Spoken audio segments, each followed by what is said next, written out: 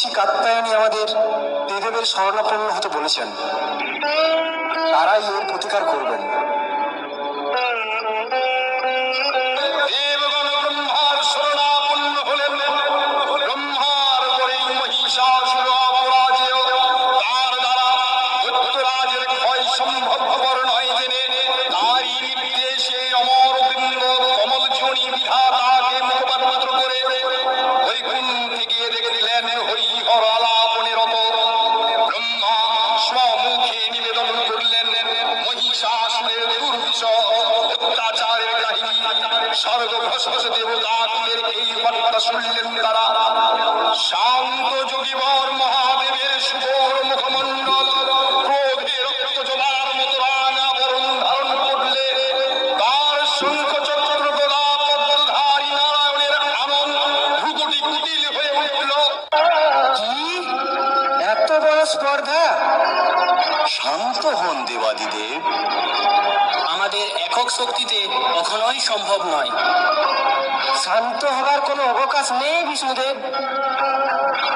আমরা সমস্ত শক্তিকে সম্মিলিত করে আদ্যা শক্তি মহামায়াকে পুনর্বার জাগ্রত করব। দানব দলনী দেবী বিভিন্নবার বিভিন্ন রূপ ধারণ করেছেন। এবার হবেন দুর্গা দুর্গতি নাশিনী, মহিষাসুর মর্দিনী দেবী দুর্গা। তখন মহাশক্তির আবাহনে গগনে গগনে নিনাদিত হলো মহাশঙ্খ।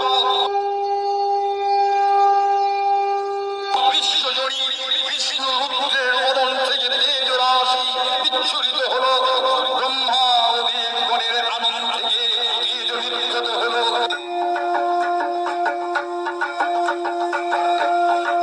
এই পর্বতপ্রমাণ তেজপুঞ্জ প্রজ্বলিত হুতাসনের নেই দীপ্যমান কিরণে দ্বীপমণ্ডল পূর্ণ করে দিলে ওই তেজ রশ্মি একত্র হয়ে পরমা রূপবতী দিব্যশ্রী মণিমণি উৎপন্ন হলো। তিনি জগন্মাতৃকা মহামায়া।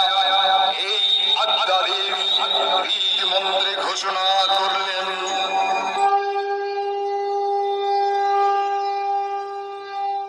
তিনি আদি শক্তি আগম প্রসিদ্ধ মূর্তিধারী দুর্গা। তিনি লক্ষ্যায়নী সতী দেবী দুর্গা। নিজ দেহ সম্ভূত তেজ প্রভাবে শত্রু দহন কালে অগ্নিবর্ণা অগ্নিলোচনা।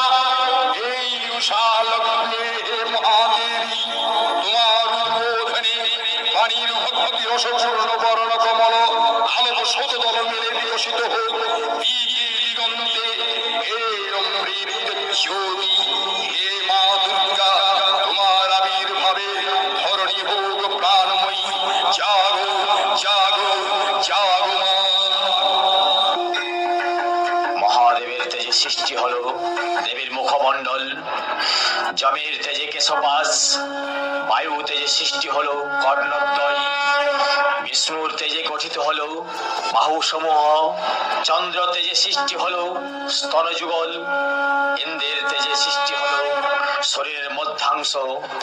পৃথিবীর তেজে তৈরি হলো নিতম্ব। বরুণের তেজে তৈরি হলো জঙ্ঘা ও উরুদ্বয়। ব্রহ্মা তেজে তৈরি হলো দেবীর পদযুগল। সূর্য তেজে তৈরি হলো পদাঙ্গুলি। কুবেরের তেজে গঠিত হলো দেবীর নাসিকা।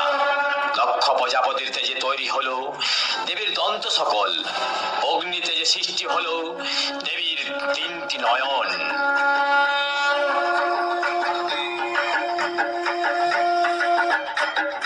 অপূর্ব স্ত্রী মূর্তি মহাশক্তি দেবগণের অংশ সম্ভূতা।